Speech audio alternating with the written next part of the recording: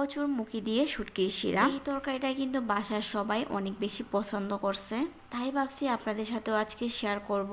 আপনারা কে কে পছন্দ করেন অবশ্যই কমেন্টস করে জানাবেন, এবং কে কে অনেক দিন যাবত মিস করতেছেন। আমি জানি অনেক প্রবাসী ভাইয়েরা কিন্তু এই রেসিপিটা বা এই তরকারিটা অনেক বেশি মিস করেন, তো তাদের জন্যই কিন্তু আজকের এই রেসিপিটা। আমার ভিডিও যারা প্রথম দিক থেকে দেখেন তারা জানেন যে আমি আগে শুটকির তরকারির রেসিপি প্রচুর দিতাম, এবং আপনারাও কিন্তু অনেক বেশি পছন্দ করতেন। বিভিন্ন ব্যস্ততায় এখন আর আগের মতো রেসিপি দেওয়া হয় না।